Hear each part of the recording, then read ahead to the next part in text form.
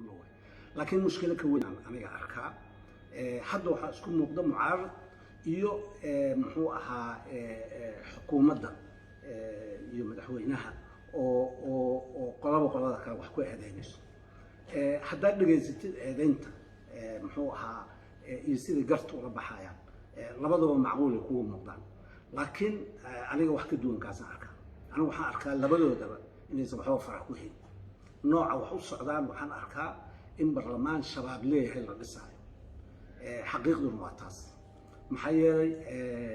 ergadan meelay ku noolaadaan ay rabaan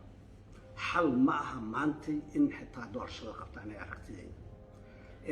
haddii qof uu isleeyahay waxbaa boobaysaa de adna waxaa ku boobi doona shabaab marka ma shabaabaan u shaqaynayna shabaab intii hadda u dambeysay waxaad moodaa in aragtida iyo shaqada socoto ay u daneynaysa qori la qaado iyo xabad la qaado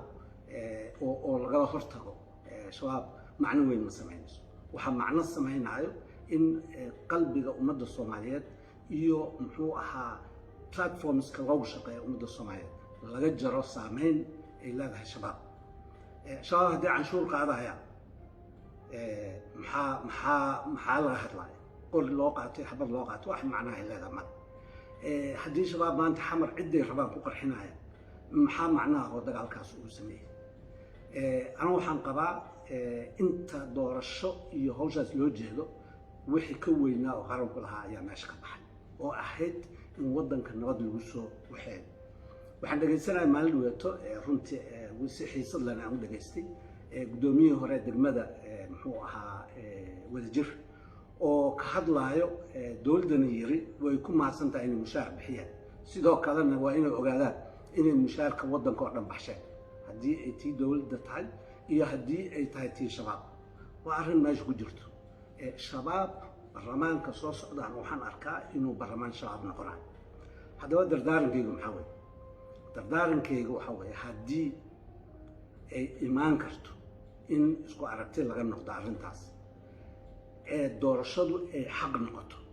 waxaan isleeyahay shabaab waa laga qaadi karaa laakiin haddii mucaarad iyo muxaafid qolada la dhahba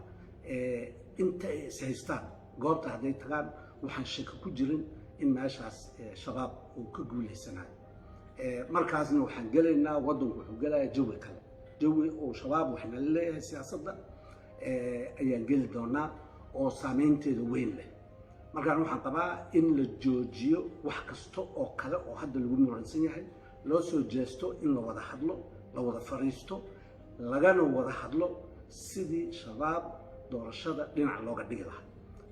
ma raba inaan ka hadlo waxyaalahan badan oo cid walba ka hadlaysay laakiin waxaan rabaa diiradda inaan saaro arrinta shabaab haddii aanan meel la saarin waxay ogaataa kulligeen taariikhda isu xun inoo xusi doonta intaa kadib waxaan rabaa inaan hirshabelle